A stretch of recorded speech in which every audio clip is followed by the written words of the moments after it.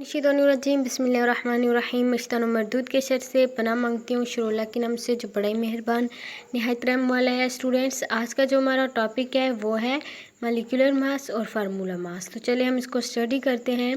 सबसे पहले हम देखते हैं डेफिनेशन मॉलिक्यूलर मास की। तो मॉलिक्यूलर मास की डेफिनेशन है एक मॉलिक्यूल में मौजूद तमाम एटम्स के एटॉमिक मासेस के मजमुआ को इस मॉलिक्यूल का मॉलिक्यूलर मास कहते हैं। तो यहाँ पे क्या कह रहे हैं, एटॉमिक मासेस के मजमुआ को क्या कहते हैं, मॉलिक्यूलर मास कहते हैं। तो यहाँ पे हम देख लेते हैं पहले थोड़ा सा कि एटॉमिक मास जो है वो किसे कहते हैं।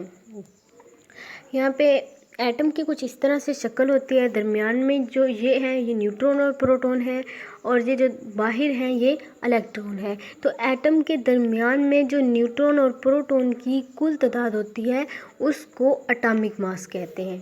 ठीक है, एटॉमिक मास का पता चल गया। तो यहाँ पे डेफिनेशन क्या है कि एक मॉलिक्यूल में मौजूद तमाम एटम्स के एटॉमिक मासेस के मजमुआ को मॉलिक्यूलर मास कहते हैं।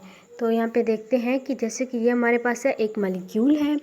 तो यहाँ पे क्या है, एक मॉलिक्यूल में मौजूद तमाम एटम, ये एक मॉलिक्यूल है, इसमें 4 एटम है, फ़र्ज़ कर लें। ठीक है, तमाम एटम्स के मजमू के एटॉमिक मासेस, अब हर एटम का अपना एटॉमिक मास है। तो यहाँ पे फॉर एग्जांपल एक का 20 है, एक का 10 है, एक का 5 है और दूसरे का भी 5 है।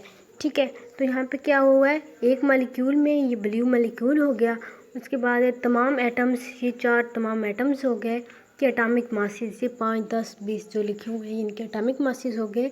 इनके मजमुआ को क्या कहते हैं, मॉलिक्यूलर मास कहते हैं। तो इनका मजमुआ क्या है, चलो इनके प्लस करते हैं। प्लस करने के बाद जो हमारे पास रिज़ल्ट आया है 14। ठीक है, 40 जो हमारे पास रिज़ल्ट आया ये क्या है, ये मॉलिक्यूलर मास है। ठीक है, तो किसी मॉलिक्यूल में मौजूद तमाम एटम्स के एटॉमिक मासेस के मजमुए को मॉलिक्यूलर मास कहते हैं। तो ये 40 क्या है, मॉलिक्यूलर मास है। तो चलिए हम इसके एग्जांपल जो है वो भी एक देख लेते हैं।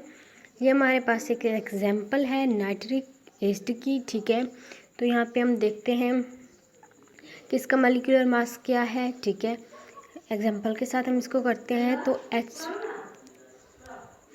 H है जो हाइड्रोजन है उसका एटॉमिक नंबर 1 है। जो N है नाइट्रोजन है उसका एटॉमिक नंबर 14 है। जो ऑक्सीजन है उसका एटॉमिक नंबर 16 है।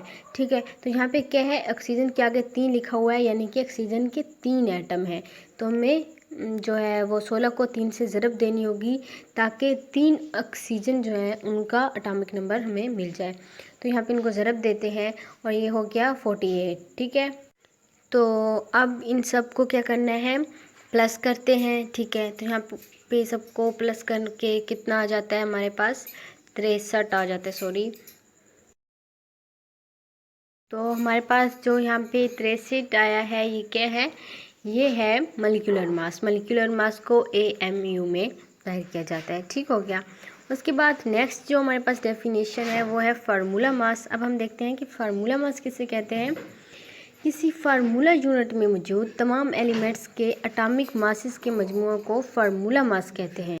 वो था मॉलिक्यूल में मौजूद तमाम एटम्स के मजमुआ को मॉलिक्यूलर मास कहते हैं। ठीक है, यहाँ पे क्या है, यहाँ पे है फार्मूला यूनिट में मौजूद तमाम एलिमेंट्स के एटॉमिक मासेस के मजमुआ को फार्मूला मास कहते हैं। ठीक है, मॉलिक्यूल क्या होता है, एटम्स जब मिलते हैं तो मॉलिक्यूल बनता है। ठीक है, तो उस मॉलिक्यूल में मौजूद जितने भी वो एटम्स हैं उनके एटॉमिक मासेस को मॉलिक्यूलर मास कहते हैं। जबकि फार्मूला मास जो होता है ये कंपाउंड होता है। जब बहुत सारे मॉलिक्यूल आपस में मिल जाते हैं तो क्या बनता है, कंपाउंड बनता है। फिर उस कंपाउंड में जितने भी एलिमेंट्स होंगे, एटम्स होंगे, उनके मजमूए को क्या कहते हैं, फार्मूला मास कहते हैं। ठीक हो गया। यहाँ पे क्या लिखा हुआ है कि फार्मूला यूनिट में मौजूद तमाम एटम्स। तो यहाँ पे आप कंपाउंड भी कह सकते हो कि कंपाउंड में मौजूद तमाम एलिमेंट्स के एटॉमिक मासेस के मजमूआ को फार्मूला मास कहते हैं। आप ऐसे भी कह सकते हो।